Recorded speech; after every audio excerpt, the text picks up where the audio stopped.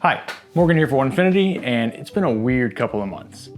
In November, when we launched the new Gen 2 Elite series and the Apprentice, I traveled to our warehouse to shoot those videos because there just really wasn't enough space in my little shop. I already had a Foreman in here and it was situated low to the ground under the outfeed of my main workstation. And if you've been following us for a while, you probably saw that setup.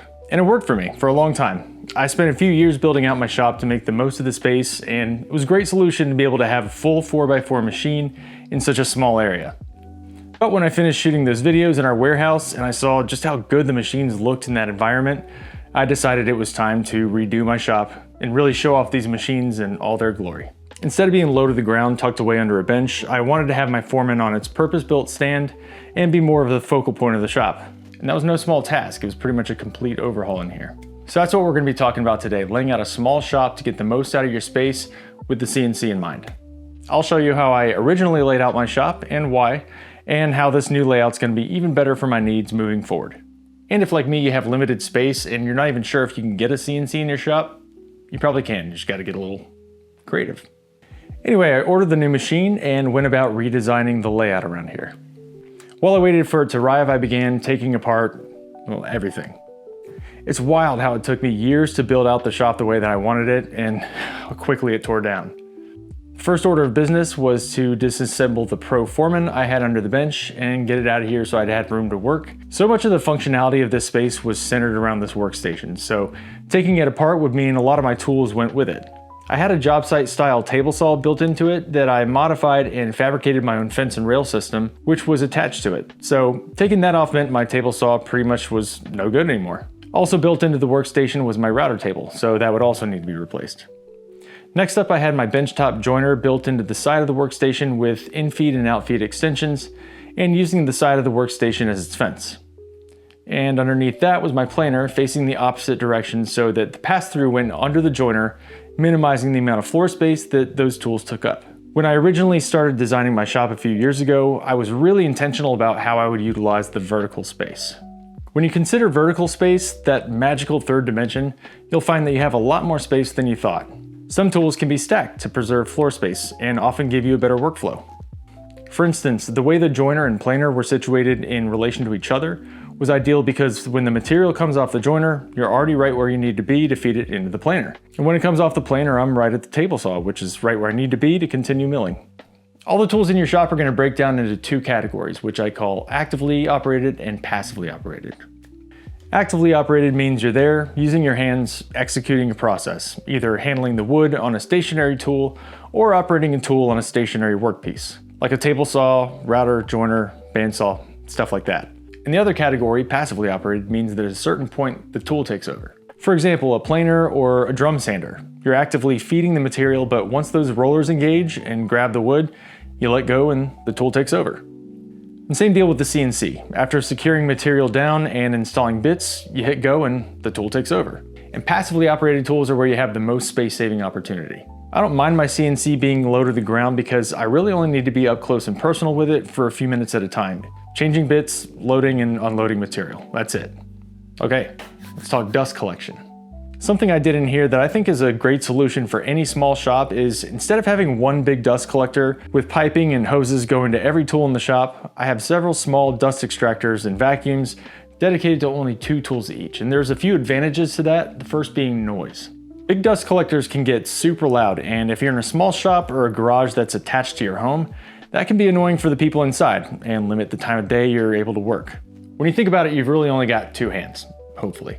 And you're only ever using 1 tool at a time, 2 if you're doing something else while the CNC is running. So you don't need a big dust collector trying to pull air from every single tool in the shop while you're only using 1 or 2 of them. Smaller dust extractors and shop vacs are much quieter and can easily fit under a workbench next to the tool it's connected to.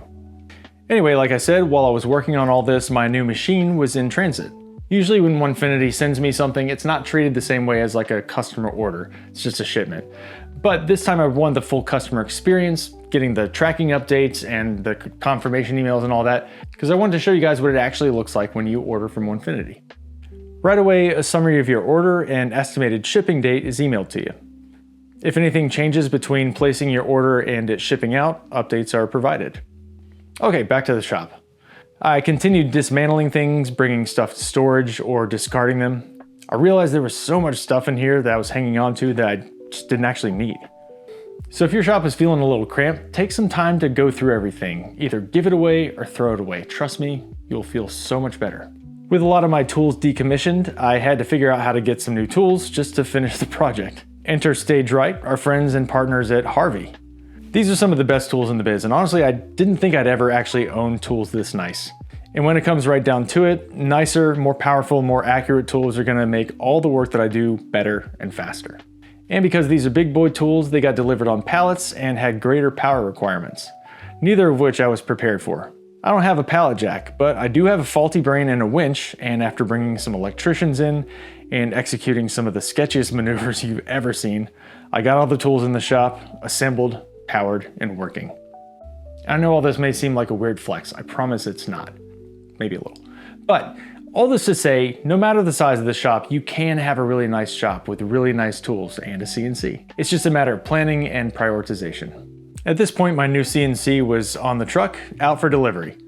Mine came via UPS, and let me just say, God bless my UPS driver. I don't have a driveway or a concrete walkway, anything that's suitable for toting a full CNC with a hand truck. You know what they say, not all heroes wear capes. Some wear brown Daisy Dukes. So I brought everything in and assembled it.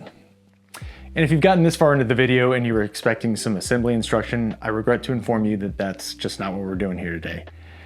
Actually not real sure what we're doing. Story time, I guess. So here's how I decided to lay out the shop. It's not perfect, and I'm not even real sure I like it yet, but you know, the shop is never done. It's always just in a state of in-between improvements. So that being said, let's do a little shop tour.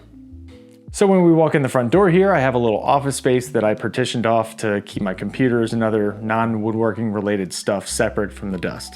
So when the CNC is running, I can close the door to minimize noise and keep the dust out while I'm editing video or recording a podcast or very badly attempting to play music. And through this door is where most of the magic happens. I put the new machine on the right side of the shop because for video purposes, that seemed like the best place to put it. And with the new heavy-duty leg kit, the space under the machine can be put to good use. The apprentice sits under there nicely and leaves plenty of room for other stuff. And here's the thing, it'll give us so much extra space in our room to do activities. Look at all this floor space. So many activities. I also left enough space in the front and behind the machine so that when the full 8 becomes available, I'll be able to put that on and nothing will be in its way. Like I mentioned earlier, the planer is a passively operated tool, so this seemed like a great place to put it. I feed the planer from the back here and it passes under the CNC, spits the wood out over here at the front, right next to the apprentice. I added this roller here to keep the wood elevated as it exits the planer to eliminate snipe. I also still have this machinist that fits nicely under here too, and I'm just going to use that as a dedicated laser. I routed the dust collection along the wall here and I have it tied to some elastic tubing I bought for making slingshots. It's stretchy enough to allow the dust boot to move to the furthest corners of its cutting area and keep the hose lifted up when it's more in the middle.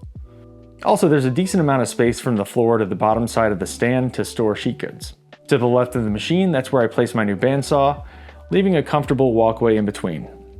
I put this workbench behind the bandsaw and adjusted the height so that the top surface would be level with the bed because there's just not a ton of outfeed on a bandsaw. And if I need to, say, resaw a long board, this bench will be there to support it. I also elevated the table saw a little bit to match that same height, so it's a consistent height from the bandsaw to the workbench to the table saw and to the miter saw bench all the way at the back of the shop. I'm a big fan of having all my work surfaces, or at least as many of them as I can, at the same height. And that standard height turned out to be the perfect height to clear the new gyro dust collector from Harvey, although I'm told it's pronounced Euro. People correct me on that all the time. Anyway, what I said earlier about having several small vacuums or dust extractors instead of one big one, I still completely stand by that.